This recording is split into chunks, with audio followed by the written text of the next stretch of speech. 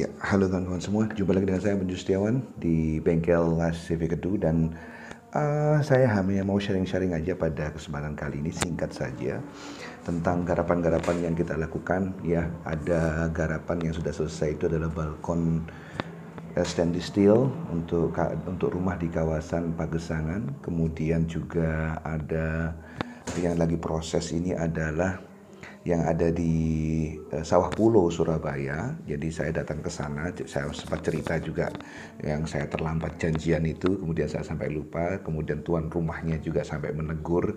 Itu sebuah pelajaran berharga sekali bagi saya pribadi. Dan akhirnya itu sudah digarap, frame-nya sudah jadi, tinggal tambahan DP-nya lagi untuk beli frame-nya ya, bukan frame-nya, beli cutting-nya, beli plat cutting-nya itu juga itu lagi nunggu dana.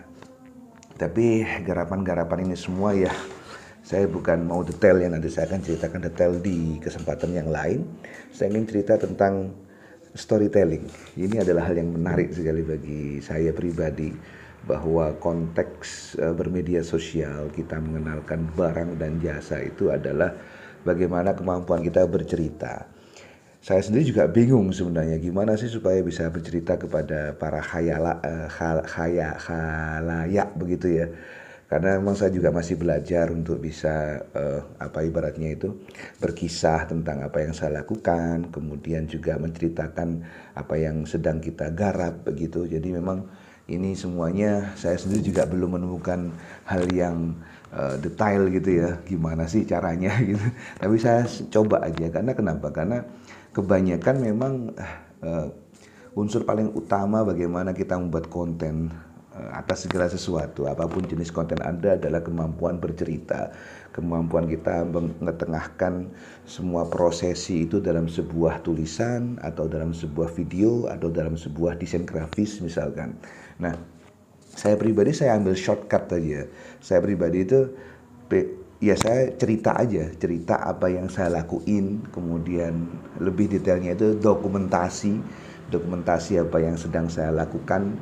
Jadi memang storytelling itu menurut saya nih, tujuannya adalah bagaimana mengajak orang untuk absorb ataupun menerima apa yang kita sampaikan dan tidak berkesan menjual. Ini yang penting sekali, karena banyak orang itu ibarat kata itu langsung to the point. Saya jual A, jual B, jual C, ibaratnya itu langsung ngiklan, ngabarkan.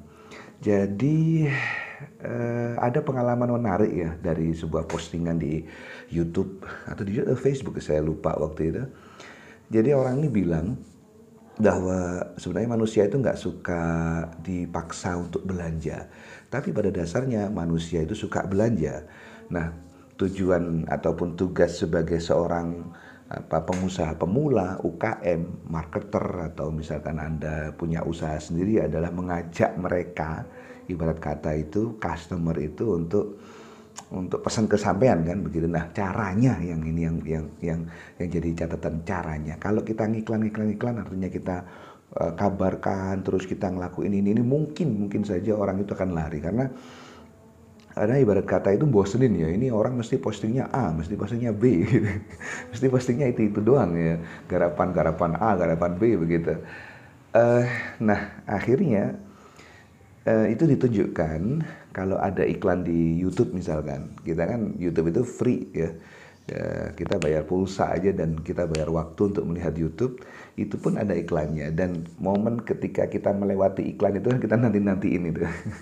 Jadi kita sebenarnya nggak suka iklan, nggak suka, ibarat kata itu di TV aja ya, kalau ada iklan dulu itu kan mesti dipindah channel yang lain, melihat apakah tayangan TV yang lain ada acara yang di sela-sela itu ada acara menarik atau tidak. Jadi memang iklan ini bisa membunuh ya, bisa ibarat kata itu bikin customer kecewa atau misalkan ibarat kata itu bikin bosen lah. Nah, akhirnya itu diatasi menurut para orang-orang yang ada di internet itu, yang saya baca di ibarat kata itu di forum-forum itu, gimana kita bisa bercerita alias kita memperdalam storytelling yang ingin kita sampaikan.